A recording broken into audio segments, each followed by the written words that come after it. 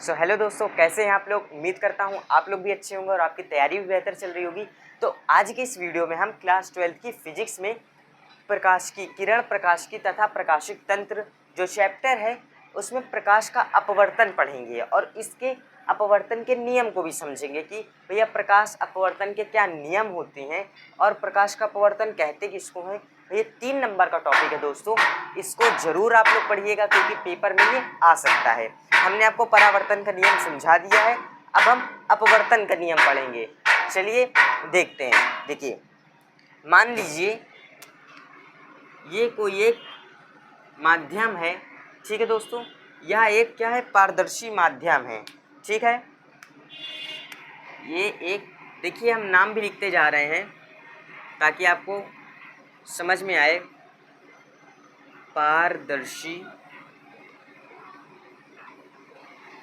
पारदर्शी दोस्तों ये माध्यम है और इसके ऊपर एक माध्यम है जो कि है ये माध्यम 1। ये दोस्तों क्या, कांच है।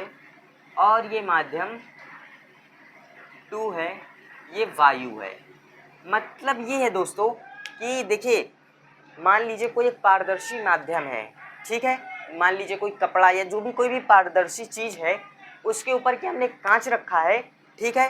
और उस माध्यम के नीचे क्या है, वायु है, ठीक है। वायु भी एक माध्यम होता है प्रकाश का, ठीक है दोस्तों। ये है।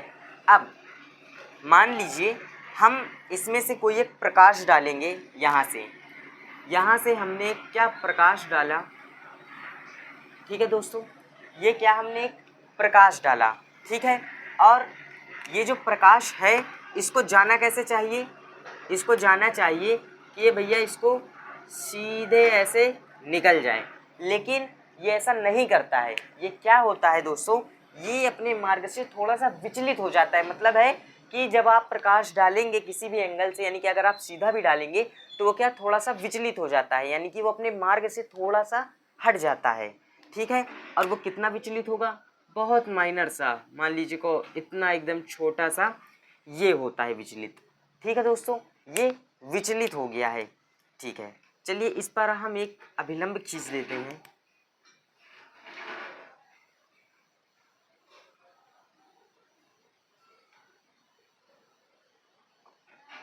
ठीक है दोस्तों, ये क्या है दोस्तों, ये अभिलंब है।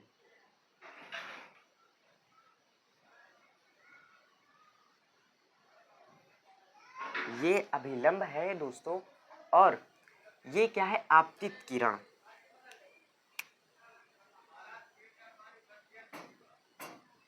आपतित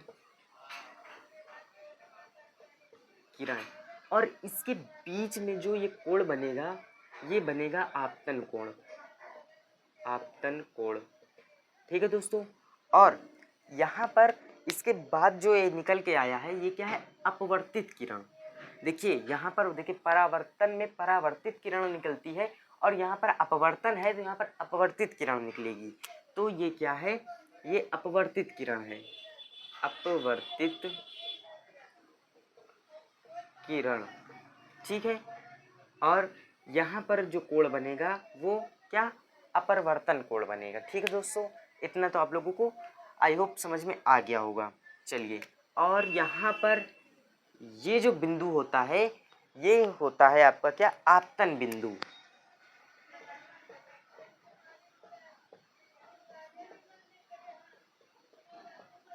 आपतन बिंदु होता है ये, ठीक है दोस्तों। अब देखिए आपतन कोण यहाँ पर भी आई ही रहता है, यहाँ पर भी आई से ही इसको रिप्रेजेंट करते हैं। और यहाँ पर ये जो अपवर्तन कोण है, ठीक है, इसको यहाँ पर हम लोग आर से रिप्रेजेंट करते हैं, ठीक है दोस्तों।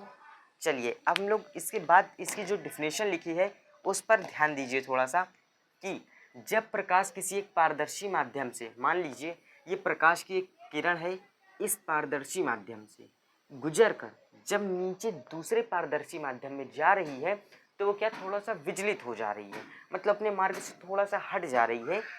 देखिए इसको जाना चाहिए ऐसे, लेकिन वो ऐसे ना जा करके थोड़ा सा ऐसे तिरछी जा रही है, तो इसको ही हम बोलते हैं प्रकाश का अपवर्तन बोलते हैं इसको।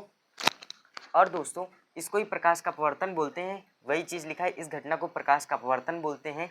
अब चलिए हम लोग अपवर्तन के नियम को समझते हैं। देखिए प्रकाश का अपवर्तन का नियम। देखिए जो पहला नियम है आपका आपतित किरण, आपतन बिंदु और आपतन कोण।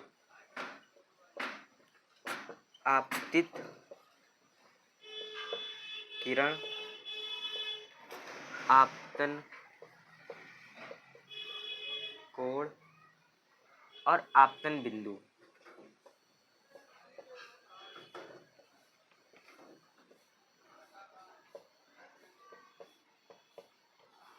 तीनों एक ही तल में होंगे, एक ही तल में होंगे।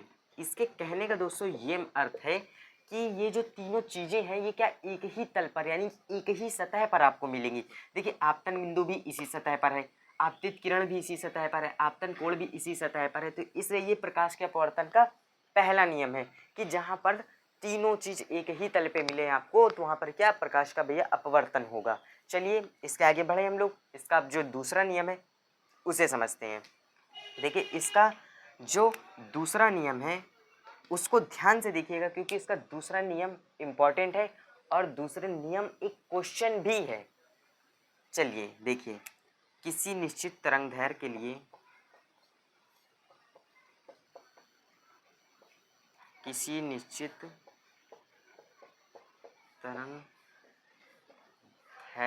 के लिए आपतन कोण की ज्या, आपतन कोण आई की ज्या, ठीक है। आपतन कोण आई की ज्या, ज्या का मतलब साइन, ठीक है दोस्तों। साइन आई तथा अपवर्तन कोण आर की ज्या यानी कि साइन आर, ठीक है दोस्तों। क्या बोल रहा है देखिए किसी एक निश्चित तरंगदैर्घ्य के लिए आपतन कोण आई की ज्या यानी कि साइन आई और अपवर्तन कोण आर की ज्या यानी कि साइन आर, ठीक है। इसका अनुपात, इसके आगे आप लोग लिखेंगे इसका अनुपात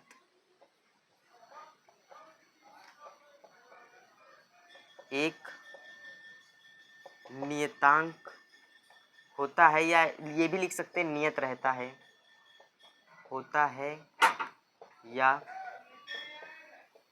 नियत रहता है। दोस्तों इसको ही स्नेल का नियम बोलते हैं, ठीक है दोस्तों। इसको ही स्नेल का नियम बोलते हैं और इसको हम ऐसे लिखते हैं sine I upon sine R is equal to N. देखिए यही आपका है दोस्तों स्नेल का नियम, इसको आप लिख लीजिए स्नेल का नियम।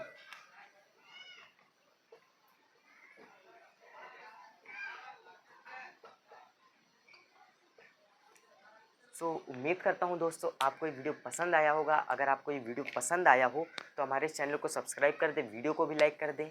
मिलते हैं किसी एक नेक्स्ट वीडियो में बहुत ही बेहतरीन से टॉपिक के साथ।